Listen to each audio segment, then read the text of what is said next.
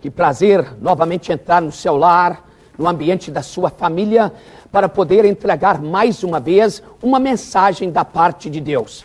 Nós vamos dar continuidade ao capítulo 17 de São João.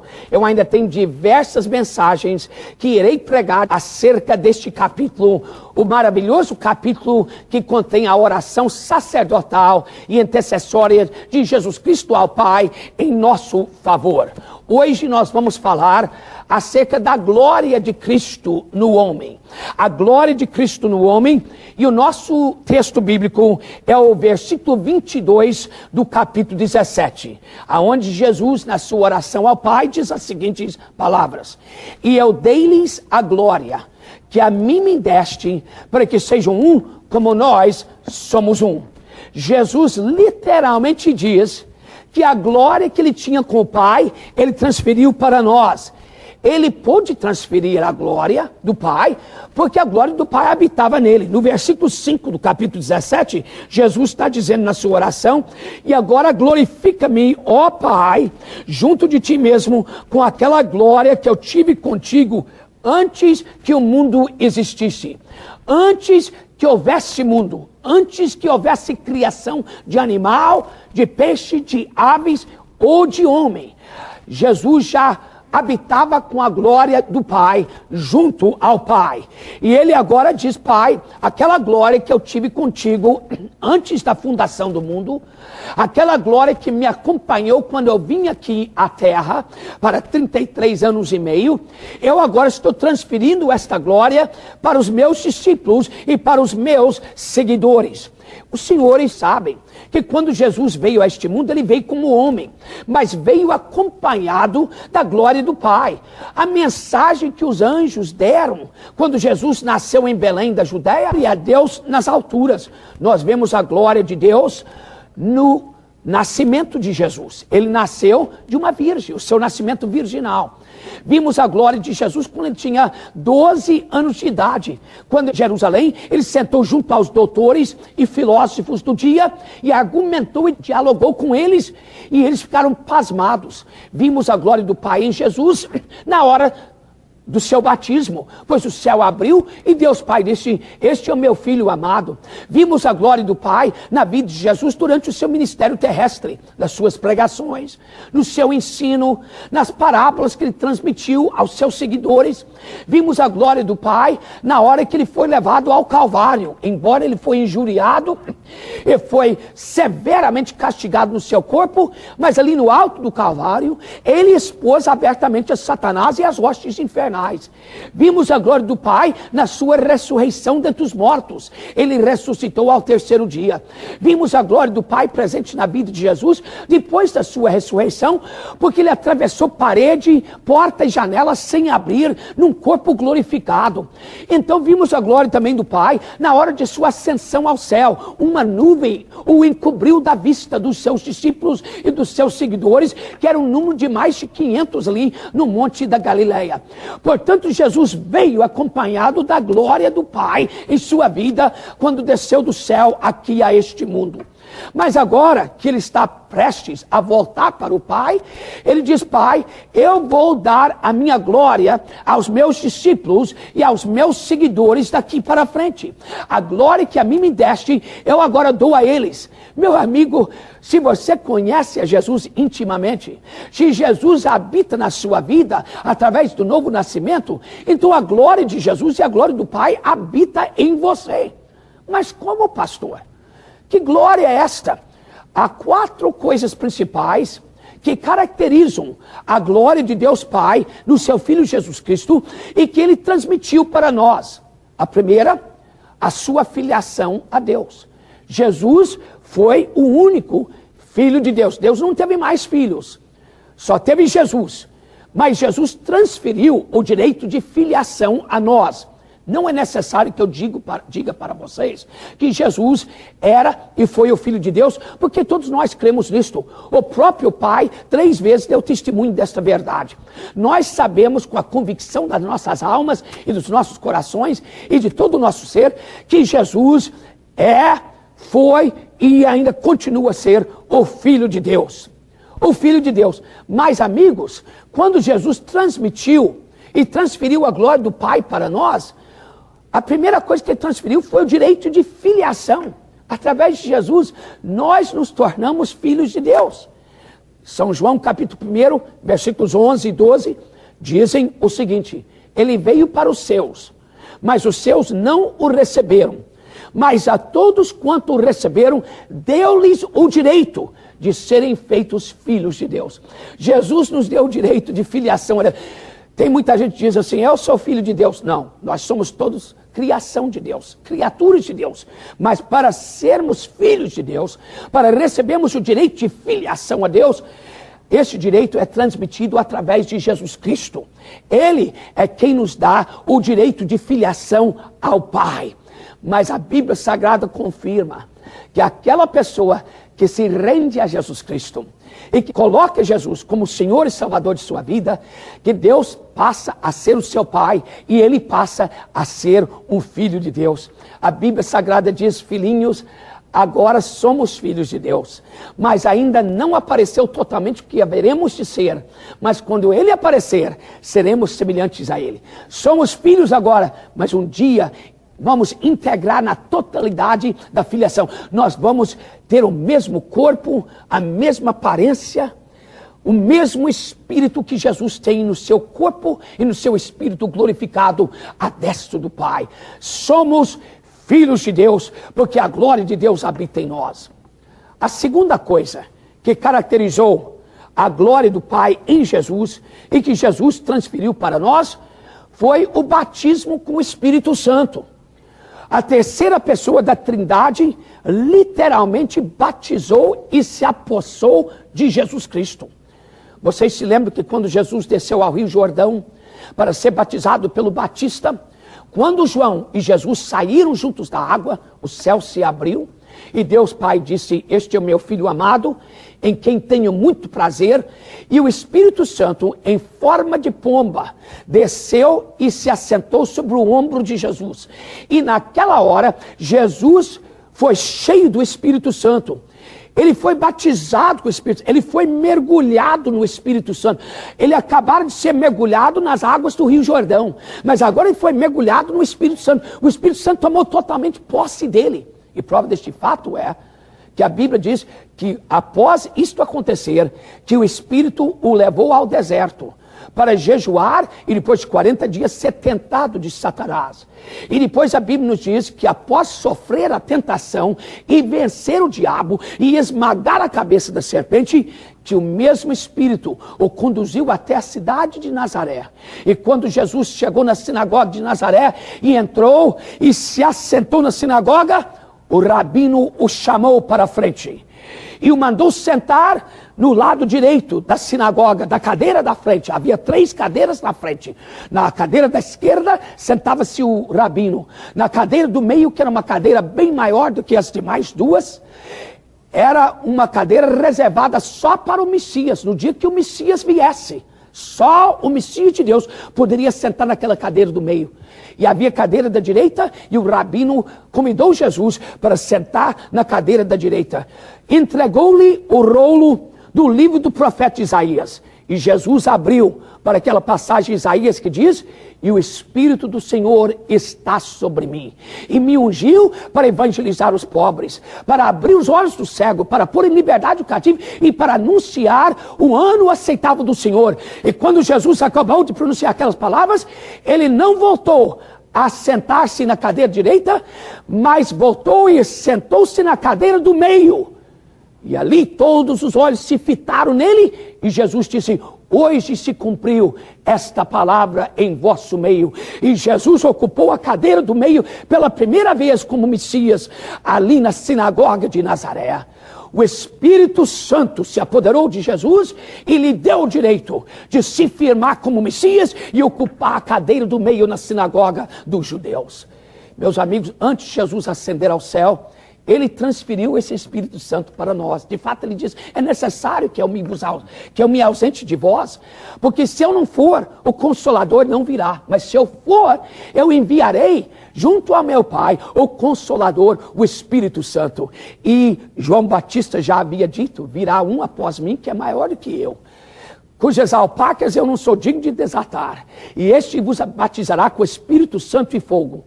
50 dias depois da ressurreição de Jesus, 10 dias depois que ele ascendeu ao Pai, no dia de Pentecostes, quando se cumpriu. E os discípulos estavam reunidos em número de 120 no cenáculo.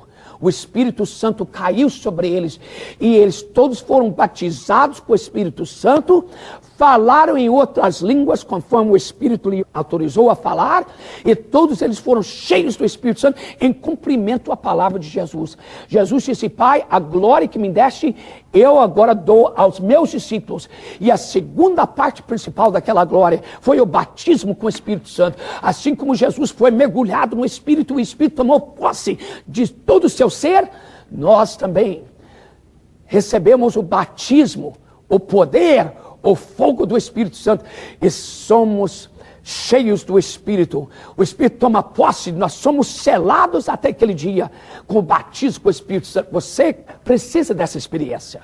Não basta simplesmente que o Espírito Santo lhe traga Jesus. O Espírito Santo é o agente da Trindade que traz e arrasta o homem para Jesus e o entrega a Jesus. Mas o Espírito Santo quer apoderar da sua vida, quer lhe batizar com fogo, com poder, essa experiência para você. Mas você precisa se salvar primeiro. Você precisa receber a Cristo. Vamos orar agora. Pai, em nome de Jesus, eu peço que tu salves que não te conhecem, que através de Cristo eles entrem numa nova vida, que tomem possessão da vida eterna.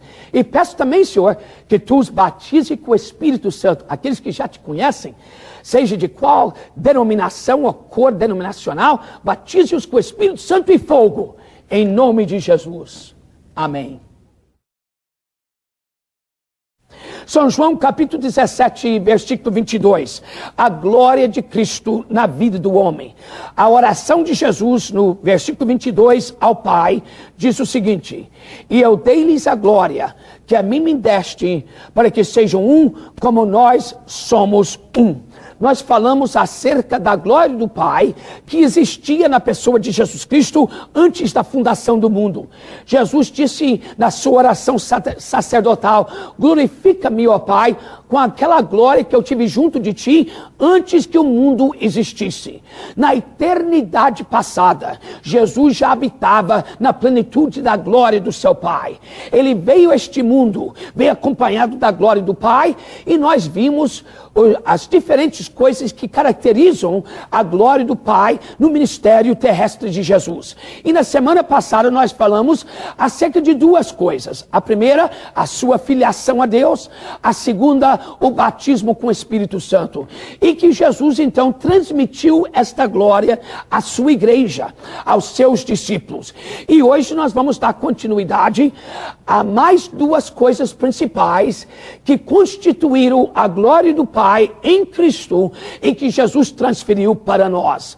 A terceira coisa que caracteriza a glória do Pai em Jesus é a sua unidade, a sua união com o Pai. Jesus e o Pai eram um. É verdade que Jesus se limitou a um corpo terrestre e desceu a este mundo para aqui trazer a plenitude do Pai e a palavra do Pai. Mas o Pai e Jesus eram uma pessoa só.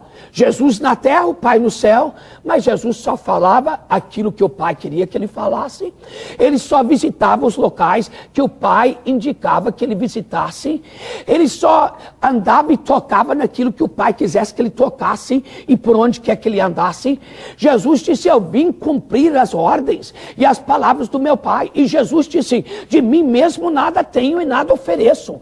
Eu ofereço e faço tudo para a glória do meu Pai e pela indicação do meu Pai. Eu estou aqui cumprindo uma missão. Estou aqui cumprindo uma tarefa que o Pai me mandou fazer. Então, a sua unidade com o Pai. O Pai e Jesus eram uma pessoa só, embora em diferentes locais. Mas antes de Jesus ascender ao céu, ele nos deu este privilégio, parte da glória, para sermos unidos com o Pai. Ele disse aqui, Pai, para que sejam um, como nós somos um. Jesus orou para que nós fôssemos um com o Pai e com Ele. E nós somos. Quando a pessoa nasce de novo, quando a pessoa chega a Jesus Cristo, uma das bênçãos que aquela pessoa recebe é que ela integra na família de Deus, ela se torna parte da plenitude do Pai e de Jesus Cristo. Nós somos parte da família celestial. É por isso que nós sentamos em lugares celestiais com Cristo Jesus e fazemos parte da família de Deus. Somos unidos, somos um com Deus. Quando Jesus orou aqui pela unidade, pela união, ele não estava orando pela unidade das religiões ou das denominações religiosas. Isto jamais existirá, só virá a concretizar este plano durante a grande tribulação, quando o falso profeta conseguir reunir todas as religiões. Mas os salvos do Senhor não estarão aqui mais na terra, não. Nós estaremos na presença de Deus, arrebatados por Jesus Cristo e pelo Espírito Santo à presença de Deus. E os que ficarem aqui, que perderem o arrebatamento e que permanecerem para atravessar a fase crítica e perigosa da grande tribulação, então todas as igrejas e religiões nesta época, a mesma está orando aqui, é pela união do corpo de Cristo. E o corpo de Cristo não é uma série de religiões. O corpo de Cristo são os salvos, remidos pelo sangue de Jesus Cristo, a igreja e do verdadeiro corpo e igreja universal de Jesus Cristo. Jesus orou pela união destas pessoas, para que nós sejamos um com o Pai, como Ele é um, e nós somos um com o outro, porque somos membros do corpo de Cristo. É isto o que Jesus estava pedindo aqui. E a quarta coisa que caracterizava a glória do Pai em Jesus foi a vida eterna que nele habitava. Jesus desceu a este mundo envolvido pela vida eterna, pela imortalidade. Ninguém podia tirar a vida de Jesus. Jesus disse, e se eu quiser, ninguém tira a minha vida. Mas eu entrego voluntariamente a minha vida numa cruz para poder pagar o preço da salvação do homem. Vocês sabem que diversas vezes, durante os 3 anos e meio do ministério de Jesus, eles procuraram matar Jesus. Uma certa ocasião em Nazaré, eles quiseram lançar a mão dele e jogar ele do morro abaixo, para um grande abismo que existe ali em Nazaré. E Jesus, diz a Bíblia, saiu andando no meio do povo, eles nunca acharam aonde que ele estava para poder lançar a mão dele. Jesus entregou a sua vida. Ele veio envolvido, ele veio coberto pela vida eterna. De fato, Jesus, uma certa vez, disse para um grupo de fariseus hipócritas, antes que Abraão era, eu sou. E eles ficaram escandalizados. Disseram, mas o homem só tem 30 e poucos anos de idade e está dizendo que existiu antes de Abraão, nosso pai, que viveu e morreu há 2000 anos passados. Ou ele está cheio do diabo, ou está mentalmente doente, porque está dizendo que viveu há mais de 2000 anos passados. Mas eles não compreendiam de que a vida eterna tinha posse de Jesus Cristo. Ele veio coberto, vestido da vida eterna, da vida do Pai. Mas antes dele ascender ao céu, ele transferiu essa imortalidade e esta vida eterna para nós. É por isso que em São João capítulo 11, versículo 25, ele disse, eu sou a ressurreição e a vida. Aquele que vive em mim jamais morrerá. E aquele que vive e anda comigo jamais passará pela experiência da morte eterna. Ele é a ressurreição e a vida. Ele nos deu direito de filiação e direito de vida eterna. Ele disse, as minhas ovelhas conhecem a minha voz. E elas me seguem, e ninguém as arrebatará da minha mão. Quando nós somos salvos por Jesus Cristo, todas as hostes infernais não podem nos arrancar de Jesus Cristo o fundamento, o alicerce certo e poderoso. Meu amigo, Jesus quer transmitir a vida eterna para você. O que é que diz o versículo áureo da Bíblia? João 3,16. Porque Deus amou o mundo de tal maneira que deu seu Filho unigênito, para que todo aquele que nele crê não pereça, mas tenha vida eterna. O que é que diz Romanos capítulo 6 e versículo 23? O salário do pecado é a morte, Mas o dom gratuito de Deus é a vida eterna em Cristo Jesus nosso Senhor. Meu amigo, todas essas coisas que caracterizaram a glória do Pai em Jesus, Jesus disse ao Pai, eu agora estou transferindo aos meus discípulos, eu dei-lhes a glória que a mim me deste. A glória da filiação ao Pai, a glória do batismo com o Espírito Santo, a glória da união com a família de Deus e com a Trindade, e a glória da vida eterna, da imortalidade. Porque a morte verdadeira não é a morte física. Talvez um dia eu vou morrer, eu tenho que morrer. A Bíblia diz que está apontado ao homem, ordenado ao homem, morrer uma só vez. E depois disso vem o juízo. Mas a morte, na Bíblia, se refere à morte espiritual. A morte de separação de Deus. E isto eu jamais sofrerei. Eu viverei para todo sempre. A minha carne pode descer à sepultura. Este tabernáculo de ossos e de carne podem ser enterrados. Mas o meu espírito, vivificado através de Jesus Cristo e através do poder do Espírito Santo, jamais morrerá. E você poderá passar a ter este privilégio e este dom de Deus dentro de si também. O dom da vida eterna, o dom da união com Deus, o dom da filiação a Deus e o dom do batismo com o Espírito Santo. Toda a glória de Deus que Ele transmitiu no seu Filho Jesus, Jesus transmitiu a nós.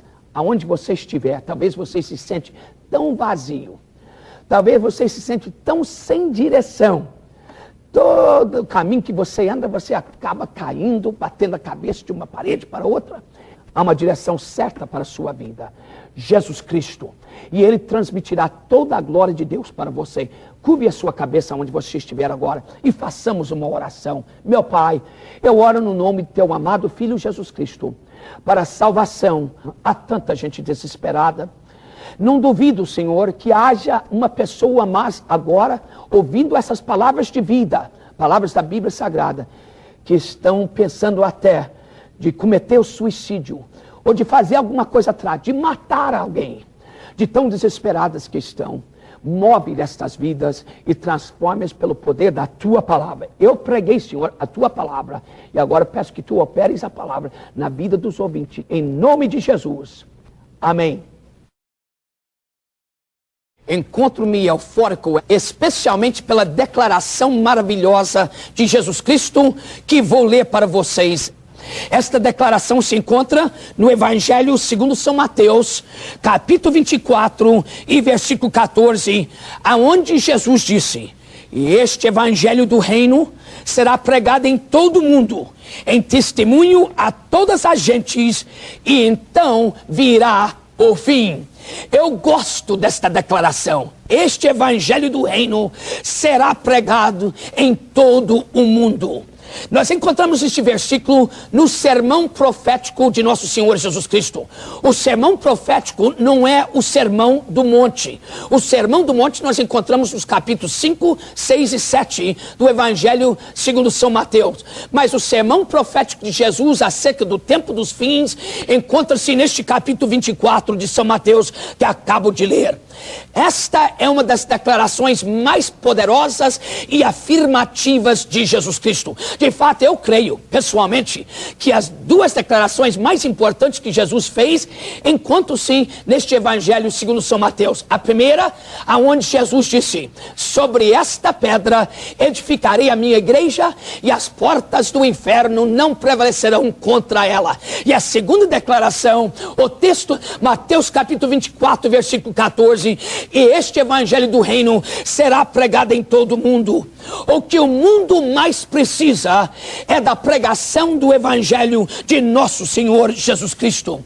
Há algum tempo atrás, eu estava pregando nos Estados Unidos e eu tinha dado tudo no meu sermão. Tinha pregado acerca da necessidade do povo do mundo ouvir o Evangelho. Após a minha pregação, um senhor se aproximou de mim na frente do púlpito, pegou na minha mão e disse: Pastor Bernardo Johnson, eu quero lhe felicitar pela sua pregação, porque o senhor tem muito entusiasmo, o senhor é muito eufórico, muito dinâmico quando prega. Mas ele disse: eu não poderia sair daqui esta manhã, desta igreja, sem conscientizá-lo de que eu discordo totalmente da filosofia do seu sermão. Eu sorri para este senhor, eu perguntei, mas meu amigo, o que é que o senhor discorda? Ele disse, durante esta última hora que o senhor pregou, o senhor continuou dizendo que o mundo precisa do evangelho, do evangelho, do evangelho. Ele disse, eu discordo, o evangelho não resolveu nada até agora. Ele disse, o que o mundo precisa é da igualdade das raças, é da irmandade dos povos. O que o mundo precisa é de uma melhor estrutura para a sua sociedade. Ele disse, esse negócio de evangelho não vai resolver o problema. Nós precisamos de obras sociais, de caridade. Eu sorri e disse, meu amigo, eu concordo com o senhor, mas quero que o senhor saiba que a única maneira que haverá igualdade dos povos, a única maneira que o homem poderá ter o verdadeiro amor para com o seu próximo é através do conhecimento do evangelho de nosso Senhor Jesus Cristo. Faz-me lembrar de uma pequena história que eu ouvi. Disse que um crente e um socialista estavam andando pela rua num país socialista. Passaram por um homem que estava mal vestido, pedindo esmola, e o socialista virou para o crente em Jesus e disse, está vendo? Se esse país fosse verdadeiramente socialista, o socialismo daria a este homem um novo terno, um novo par de sapatos, daria a ele uma gravata, uma camisa. E o crente sorriu e disse, mas se esse país fosse crente, e esse senhor conhecesse a Jesus Cristo colocaria um novo homem dentro do terno, dentro do sapato, dentro da camisa e da gravata. Esta é a diferença que o evangelho de Jesus Cristo faz. O que os filósofos e que os políticos e os demais homens estão fazendo hoje em dia é colocar o carro na frente dos bois. Eles dizem, nós precisamos disso, precisamos daquilo, mas estão falando acerca do amor, estão falando acerca da honra, estão falando a verdade, mas nada poderá acontecer sem o conhecimento do evangelho de nosso Senhor Jesus Cristo. Jesus disse, e este evangelho do reino será pregado em todas as nações, como testemunha a todas as gentes, e então virá o fim. O acontecimento inédito desses últimos dias, o que mais vai acontecer no mundo nesses últimos dias é a pregação do evangelho de nosso Senhor Jesus Cristo. Agora, por que Jesus disse o evangelho será pregado? Em primeiro lugar, porque o evangelho contém a mensagem de Deus, a mensagem que os homens precisam ouvir, a mensagem da libertação, da salvação do pecado, a mensagem da redenção do homem. Nós temos a mensagem que o mundo precisa ouvir. Em segundo lugar, nós temos também um método de alcançar o mundo. Jesus disse, é-vos necessário nascer de novo. Jesus disse, ide pregar o evangelho a toda criatura. Jesus passou muito do seu ministério pregando para as multidões, mas passou mais tempo falando de um a um. Vocês podem olhar no Evangelho segundo São João, e você descobrirá que no capítulo 1 de São João, Jesus falou com Natanael. No capítulo 2, ele falou com um casal no casamento da Galileia. No capítulo 3, ele falou com Nicodemos. No capítulo 4, com a mulher samaritana. No capítulo 5, com um homem ao lado do poço de Betesda. Jesus passou uma grande parte do seu ministério pregando para uma pessoa, evangelizando uma pessoa. Um método que ainda é importante hoje em dia. Em terceiro lugar, nós temos um motivo que nos leva a pregar o evangelho. O motivo é que os homens estão irremediavelmente perdidos. Os homens estão a caminho do inferno sem conhecer o evangelho e sem aceitar a pessoa de Jesus Cristo. Em quarto lugar, nós temos os meios de pregar o evangelho. Hoje nós temos a televisão, temos o rádio, temos alto-falantes possantes que podem pregar o evangelho a multidões enormes, como há pouco tempo nós realizamos aqui na cidade do Rio de Janeiro, na Quinta da Boa Vista, quando no último domingo pregamos para uma multidão de quase 200 mil pessoas. E além da mensagem, do motivo, do método e do meio, Deus tem também os seus homens. Deus tem homens como Bernardo Johnson, como muitos outros que estão pregando o evangelho. E é por isso que Jesus disse, e este evangelho será pregado Agora é importante notar que Jesus disse, este evangelho do reino será pregado. Há muito evangelho sendo pregado hoje em dia que não é o evangelho do reino. Qual é o evangelho do reino?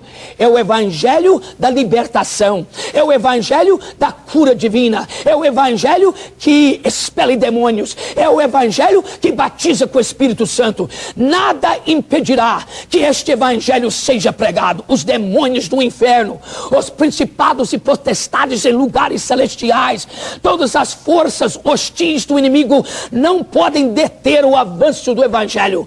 Jesus Cristo fez essa declaração, o evangelho será pregado. Você precisa do evangelho. Você precisa de aceitar o evangelho e o Cristo do evangelho. E nesses momentos finais eu vou orar em seu favor. Aonde você estiver, permita-me a orar. Eterno Pai, em nome de Jesus, que a tua palavra, o evangelho, seja pregado a todos e que todo possa aceitar a Cristo e o evangelho. Amém. Hoje nós queremos ler uma história interessante que tomou lugar no Antigo Testamento. Eu lerei em 2 Samuel capítulo 23, versículos 9 e 10, que falam acerca de uma batalha. E depois dele, Eleazar, filho de Dodó, filho de Auí, entre os 3 valentes que estavam com Davi, quando provocaram os filisteus que ali se ajuntaram à peleja. E quando de Israel os homens subiram, este se levantou e feriu os filisteus até lhe cansar a mão e ficar a mão pegada à espada. E naquele dia o Senhor obrou um grande livramento e o povo voltou atrás dele somente a tomar o despojo. Todas as grandes nações desta terra têm o seu hall de heróis. A Itália tem o seu Garibaldi, a França tem o seu Napoleão, os Estados Unidos tem o seu George Washington e Abraham Lincoln, o nosso Brasil tem o seu Tiradentes, José Bonifácio e a princesa Isabel, a Argentina tem o seu San Martín, o Chile tem o seu Bernardo O'Higgins, a Bolívia tem o seu Simão Bolivar, e também Israel tem o seu Moshe Dayan, e a Índia tem o seu Gandhi. As nações da antiguidade, os grandes impérios, também tiveram os seus heróis. Jamais poderíamos esquecer de Nabucodonosor da Babilônia, de Ciro da Pérsia, de Alexandre o Grande da Grécia, de Júlio César de Roma.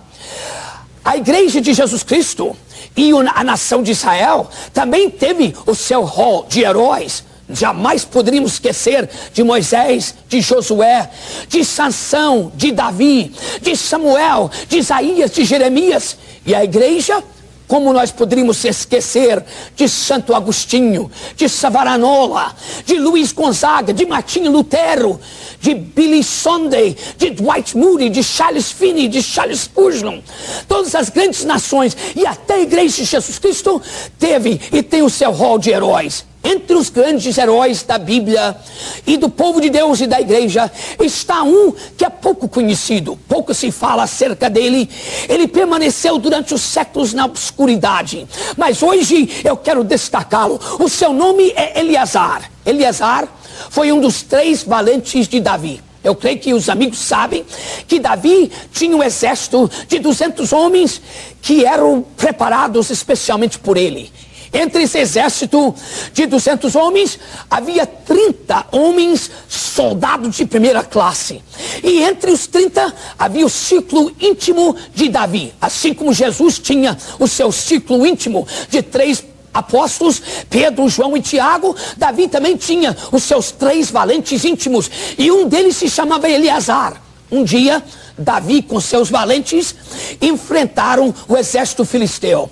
O exército filisteu mantinha uma superioridade numérica assustadora. E Davi, que era homem de guerra, de fato vocês sabem que Davi foi um dos grandes reis de Israel e um grande líder de guerra. De fato, quando Davi mais tarde em sua vida, quando ficou mais velho, quis construir um templo suntuoso a Deus, Deus disse para ele: Davi, tu não podes construir o templo porque tuas mãos estão manchadas com sangue de guerra. Mas o seu filho Salomão, que é o homem de paz, irá construir o meu templo em Jerusalém. Então Davi se ajuntou para a peleja contra os filisteus. Mas quando ele viu a superioridade numérica, ele deu uma ordem de recuar aos seus soldados. Eles estranharam, porque Davi não era homem de recuar, não.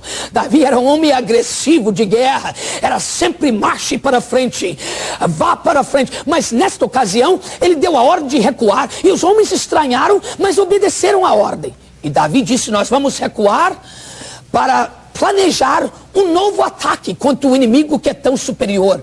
E quando ele reuniu seus homens e seus comandantes, ele disse, onde está Eleazar? E alguém disse, Eleazar não se encontra aqui.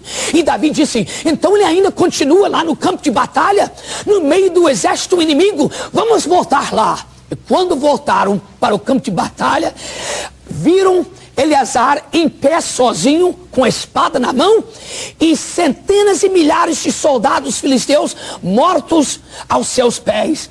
E Davi e seus homens vieram e abraçaram Eleazar. Eleazar estava suado, talvez sangrando da grande batalha, mas estava vivo, estava em pé. E Davi o abraçou e disse, por que fizeste isto, Eleazar? E quando Davi olhou na mão de Eleazar, a sua espada estava na mão. E Davi ordenou a um soldado para aliviar Eleazar da espada. E quando o soldado procurou tirar a espada da mão de Eleazar, ele não pôde. A Bíblia diz que a mão estava pegada à espada. Aquela espada estava quase como soldada à mão de Eleazar. Eleazar havia empregado aquela espada com tanta destreza. Ele havia desembainhado aquela espada com tanta convicção. Ele a usou com tanto conhecimento que matou um exército inimigo dos filisteus. Que quadro fantástico! Um homem derrotando um exército inteiro. Agora, ele venceu. Em primeiro lugar, porque tinha um inimigo. Em segundo lugar, porque enfrentou o inimigo na batalha. E em terceiro lugar, ele venceu a batalha porque tinha uma espada pegada à sua mão. Senhores, nós também temos um inimigo. A Bíblia Sagrada diz, sede sóbrios, porque o vosso inimigo anda em derredor, bramindo como leão, procurando a quem possa tragar. Em Efésios capítulo 6, o apóstolo São Paulo escreveu à igreja de Éfeso, revesti-vos de toda a armadura de Deus, para que possais resistir às astutas ciladas do diabo. Nós temos um inimigo, ele se chama Satanás, ele se chama o diabo, e ele quer que você, meu ouvinte, seja a sua próxima vítima. Ele quer largar e descarregar uma carga de miséria à porta da sua vida, à porta da sua casa, à porta da sua família e dos seus afazeres. Mas em segundo lugar, nós temos que enfrentar a batalha. Se nós temos um inimigo, temos que enfrentá-lo. E a Bíblia Sagrada diz em Efésios capítulo 6 e versículo 12, porque a nossa luta ou guerra não é contra carne e sangue, mas contra principados e potestades e hostes espirituais da maldade em lugares celestiais. Nós temos que enfrentar a batalha. A vida é uma batalha e só vence na vida quem luta mesmo, e especialmente ao lado de Deus, e luta contra o pecado e contra Satanás. Mas Eleazar venceu a batalha porque tinha uma espada na mão. Deus colocou também em nossas mãos uma espada. Qual é a espada que Deus colocou ao nosso dispor, em nossa mão? Porque Deus nos deu total proteção contra o inimigo. A Bíblia Sagrada diz em Efésios capítulo 6, começando com o versículo 14, que Deus revestiu-nos com o capacete da salvação, para proteger o nosso cérebro. Ele nos protegeu e nos revestiu com a couraça da justiça, para proteger o nosso coração. Ele nos protegeu e nos revestiu com o cinto da verdade. Ele nos deu a verdade para falar. Ele calçou os nossos pés com o evangelho da preparação da paz. nós sabemos aonde andamos e qual é a perfeita vontade de Deus. E Ele colocou em uma de nossas mãos o escudo da fé, para apagar os dardos inflamados do diabo. Mas na outra mão, Ele colocou a espada do Espírito. É por isso que a Bíblia diz que devemos pegar na espada do Espírito. A espada do Espírito é a palavra de Deus, é a Bíblia Sagrada. Ela não é a espada de um homem, ela não é a minha espada, é a espada do Espírito de Deus. E através desta espada eu venço nas batalhas da vida.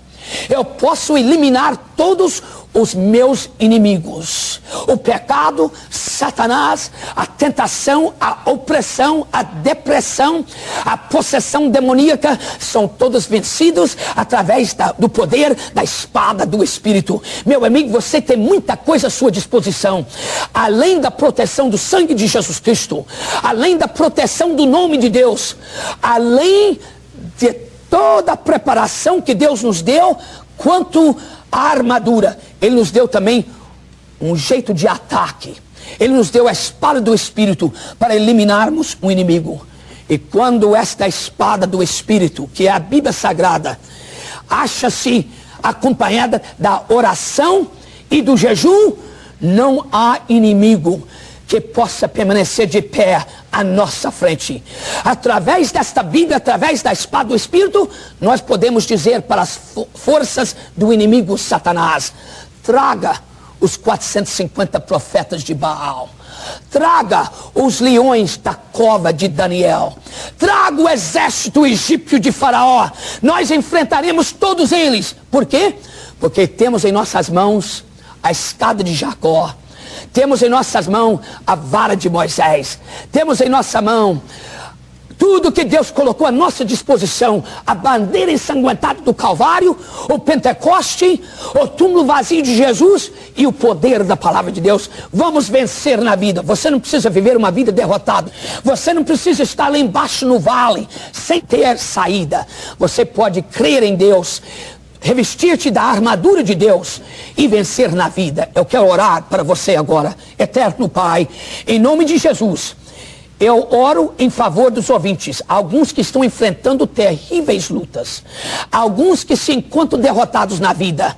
Levante-os através da palavra de Deus e da salvação e dê a eles a espada do Espírito para vencer na vida, em nome, para a glória de Jesus. Amém.